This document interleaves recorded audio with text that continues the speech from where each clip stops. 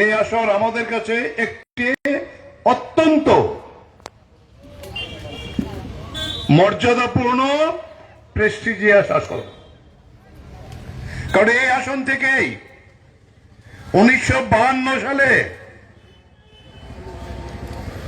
দশরথ দেব communist পার্টির সদস্য হিসেবে এই পার্টিকে বেআইনি ঘোষণা করেছিল। ওনার বিরুদ্ধে হুলিয়া ছিল। উনি প্রকাশ্যে কোন নির্বাচনী মিটিং এ যেতে পারেনি, কিন্তু এই পূর্ব ত্রিপুরার মানুষ দশরথ দেবকে 1952 সালে প্রথম এখান থেকে নির্বাচিত করেছিলেন। নির্বাচিত হওয়ার পরে ওনার বইয়ে লেখা আছে তিনি তখনকার পাকিস্তানের সিলেটের হবিগঞ্জ স্টেশন থেকে উঠে কলকাতা গিয়েছিলেন। সেখান থেকে দিল্লি গিয়ে পার্লামেন্টে শপথ নিতে যখন যাবেন তখন তিনি বলেছিলেন, Mr Nehru, I am that man, Dasharath Deb, যার হুলিয়া জারি করেছিলেন আপনারা। জওয়াহরলাল নেহরু দশরথ দেবকে আলিঙ্গন করে বলেছিল, সমস্ত হুলিয়া মুকো, আপনি জনগণের নেতা, জনগণ আপনাকে নির্বাচিত করেছে।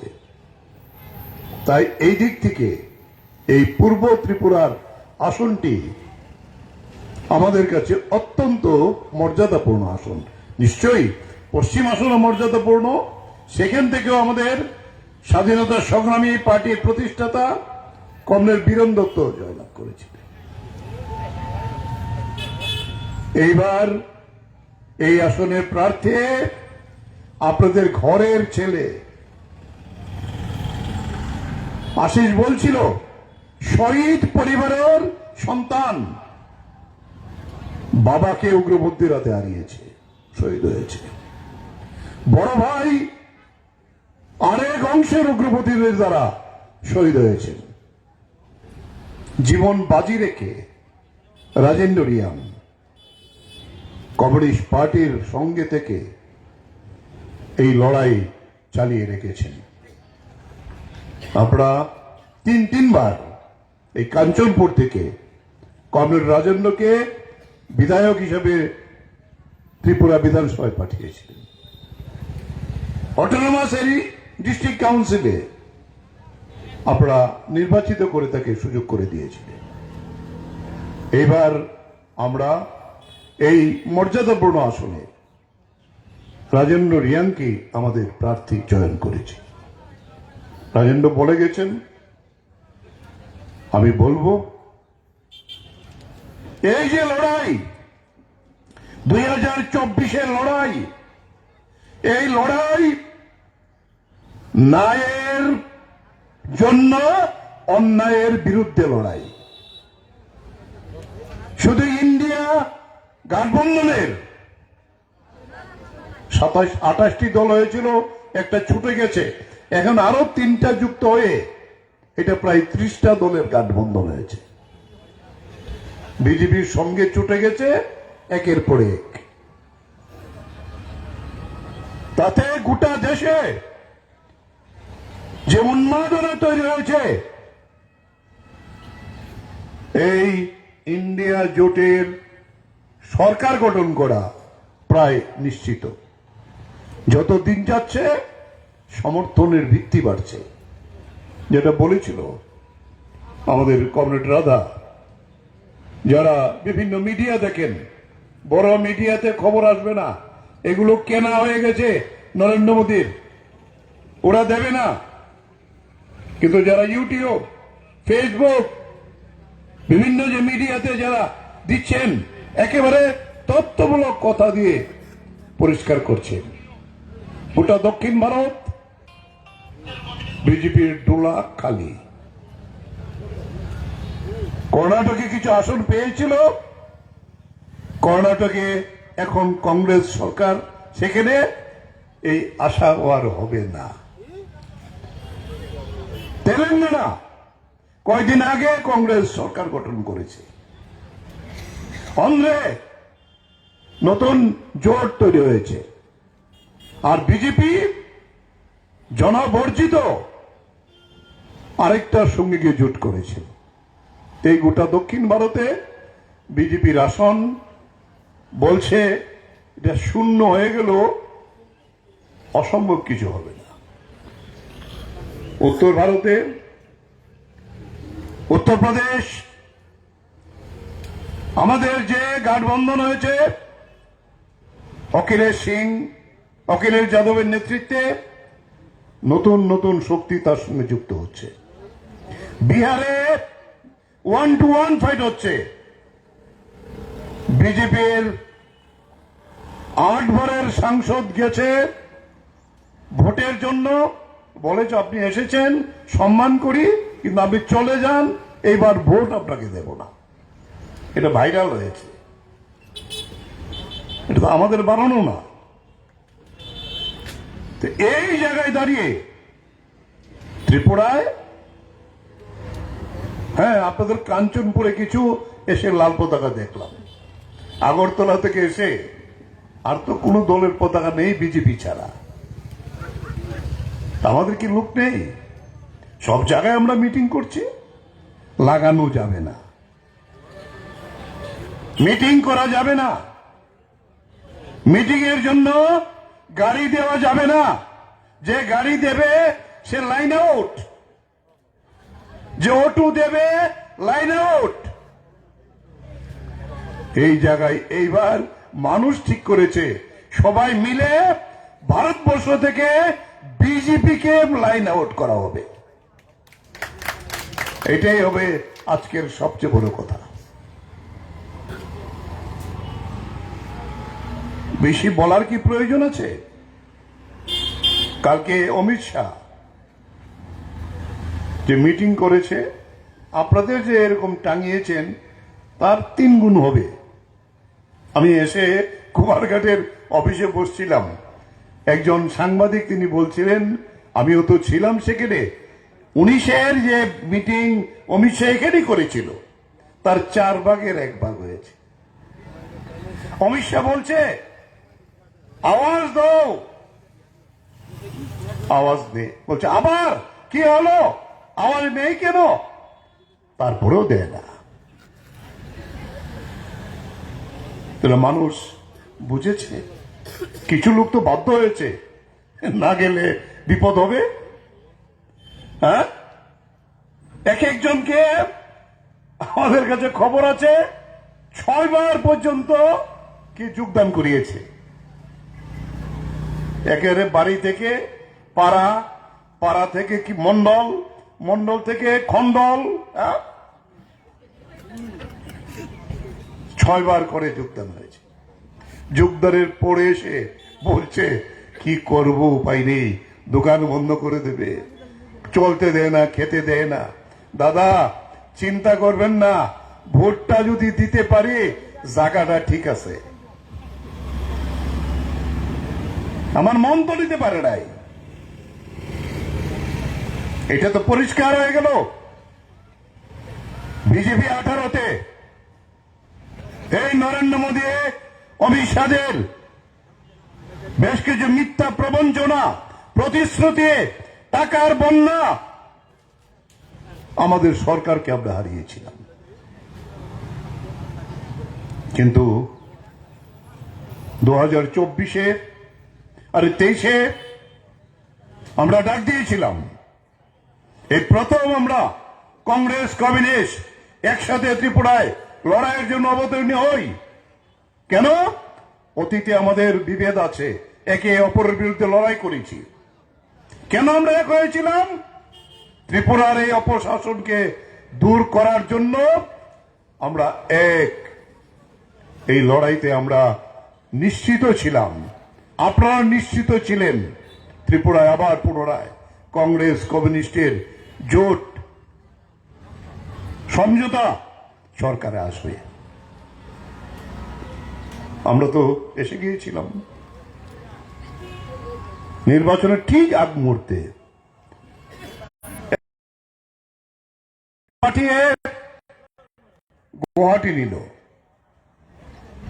এখানে একটা মোল্ডিং মেশিন আছে, হেমন্ত বিশ্ব শর্মা, আমরা কই না ইট যে বানায় মোল্ডিং করে, এখানে মোল্ডিং করে পরের দিন দিল্লি নিয়ে গেল এই অমিত শাহর কাছে। তিনি ঠিক করে দিলেন না, এখানে কি ঘোষণা ছিল প্রদ্যোৎ কিশোরের, আমি 20টা উপজাতি আসনে দাঁড়াবো, যে সরকারে আসবে আমি পরে দেখব। কিন্তু সেখান থেকে এসে আরো 22টা আনরিজার্ভ আসনে প্রার্থী দিল। কত টাকার লেনদেন হয়েছে এটা এখনো প্রকাশ হয়নি। ভোটের ফলাফল কি? এই 22টা আসনে এই প্রদ্যোৎ কিশোরের মাথার দল যে ভোট কাটলো, কারণ ত্রিপুরার সব জায়গাতে এই ট্রাইবেল বাঙালি ভোট আছে, এর ফলে আমরা জিততে পারিনি, সরকার হয়নি। কিন্তু বিজেপির ভোট 11 থেকে 12% ভোট কমে গেল। তাহলে এই জায়গায় দাঁড়িয়ে আর 1 বছর পরে এই অবস্থা তো আরো বেশি খারাপ হয়েছে। কি আমি গত কয়েকদিন আগে এই কাঞ্চনপুর মহকুমার প্রায় দুর্গম এলাকাগুলো যেখানে যেখানে আছে, আমাদের পার্টির নেতৃত্ব তারা নিয়ে গেছে এই বিভিন্ন পাড়াগুলিতে, রাত্রি 8টা-9টা পর্যন্ত এই কর্মসূচি করেছি, সকাল 8টা থেকে।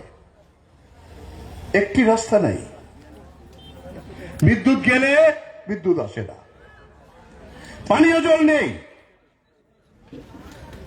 এই কাঞ্চনপুরেও তো আমাদের মায়েরা রাস্তা রক্ষা করেছে, গোটা রাজ্যে এরকম হচ্ছে।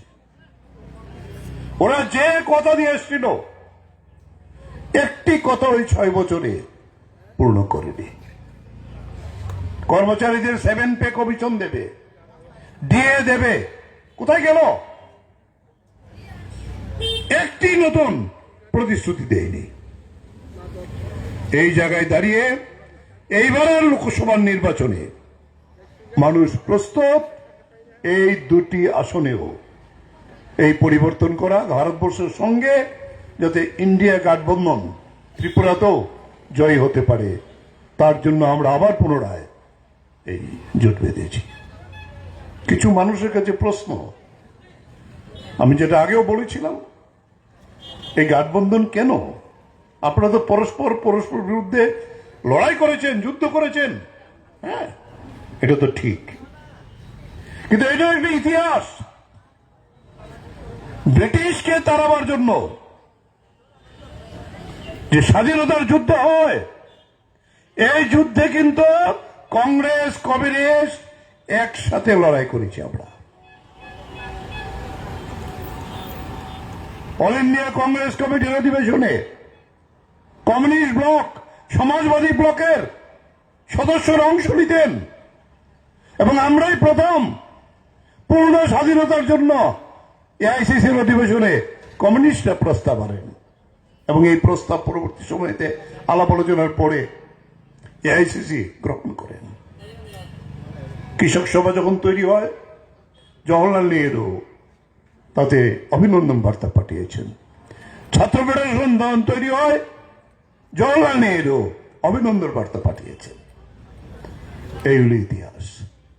আর আজকে যারা সরকারের ক্ষমতায় আছে, এই বিজেপি আরএসএস, তারা তখন এই ব্রিটিশ সাম্রাজ্যবাদের পক্ষ নিয়ে স্বাধীনতা সংগ্রামীদের ধরিয়ে দিত, তাদের জন্য পুরস্কার পদ।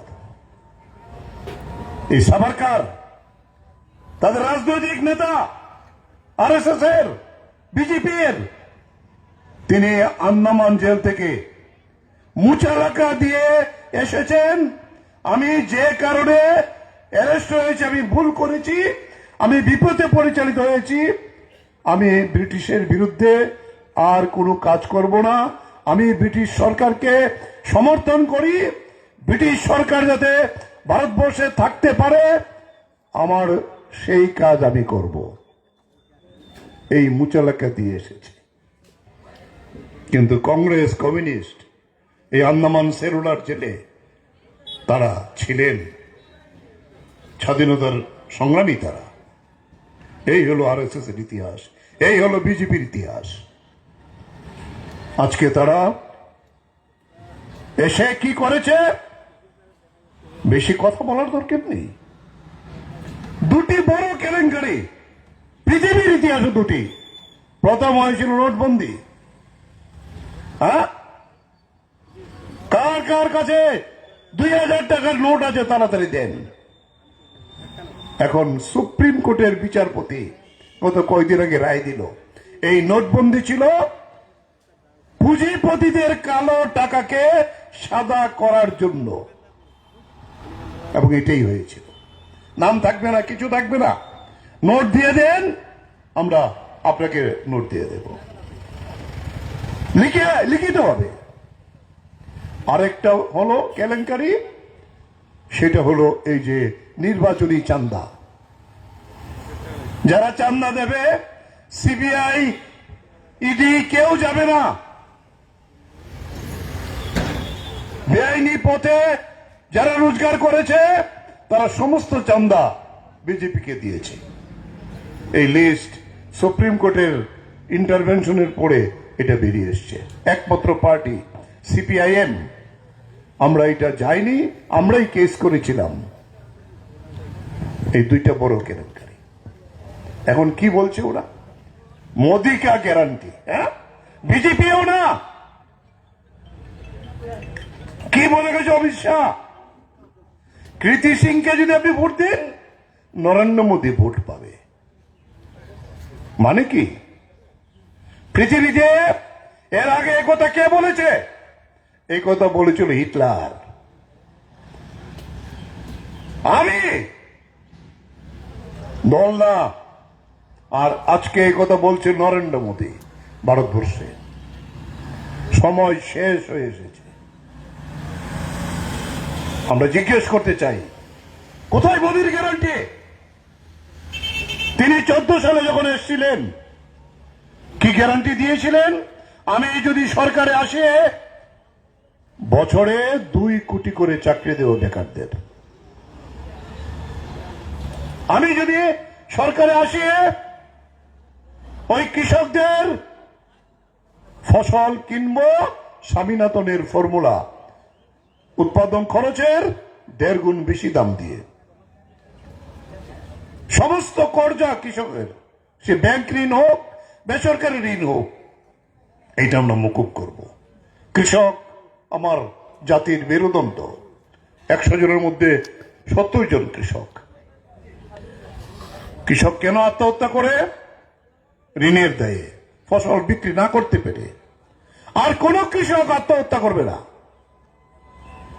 কটা চাকরি হয়েছে তথ্য দেখ? একটা চাকরিও হয়নি। এখন আর্মির চাকরি পর্যন্ত কি অগ্নিবীর নামে, হ্যাঁ, টেম্পোরারি চাকরি, এটা হতে পারে? এটা কোন দেশের আর্মিতে লোক নেবে কন্টিনজেন্ট হিসাবে, এটা আমরা তার বিরোধিতা করেছি। কোনো চাকরি হয়নি, সমস্ত চাকরি বিভিন্ন নিত কন্ট্রাক্ট। এই ইতিহাস তো জানা আছে আপনাদের। কৃষকের সেখানে জমি এবং ফসল পুঁজিপতিদের হাতে তুলে দেওয়ার জন্য আইন করেছিল। আমরা 383 দিন 750 জন কৃষক আন্দোলন করতে গিয়ে শহীদের মৃত্যুবরণ করেছে। কিন্তু নরেন্দ্র মোদী বলতো, আমার 56 ইঞ্চি সিনা, কেউ আমাকে পদানত করতে পারবে না, এটাকে দুর্বল করতে পারবে না।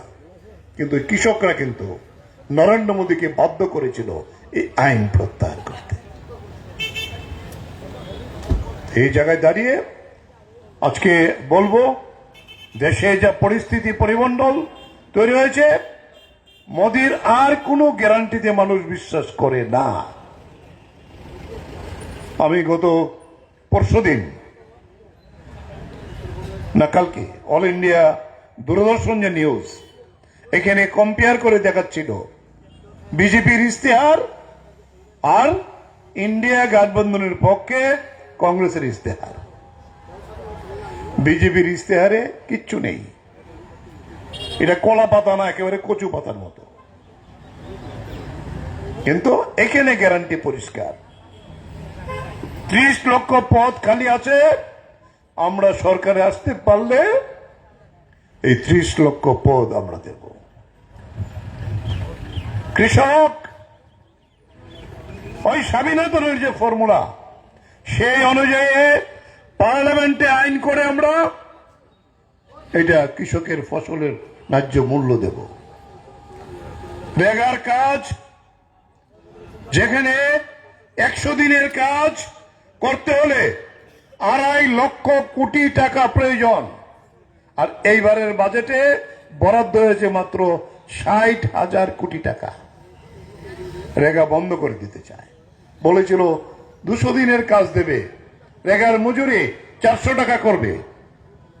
তাই এই জায়গায় গ্যারান্টি দিয়েছে যে আমরা আসলে রেগার কাজ চালু থাকবে, তার মূল্য বৃদ্ধি হবে আর মজুরি বৃদ্ধি হবে, এবং এটা আরো বেশি করে যাতে সম্প্রসারিত করা যায় তার জন্য আমরা দায়িত্ব দেব। মহিলাদের অধিকার দেব। তিনি বলছেন সব হয়ে গেছে, তো আমাদের কথা না। রাষ্ট্রসংঘ একটা দারিদ্র দূরীকরণের একটা কমিটি আছে, গোটা পৃথিবীতে প্রতি বছর একটা ইভ্যালুয়েশন হয়, পর্যালোচনা হয়, কোন দেশ দারিদ্রতা কতখানি উঠতে পারলো। 121টি দেশের যে মূল্যায়ন হয়েছে, সেই মূল্যায়নে দেখা গেছে ভারতবর্ষের স্থান 111 নম্বর। হ্যাঁ, বাংলাদেশ আমাদের চেয়ে অনেক উপরে, পাকিস্তান আমাদের চেয়ে অনেক উপরে, শ্রীলঙ্কা আমাদের চেয়ে অনেক উপরে।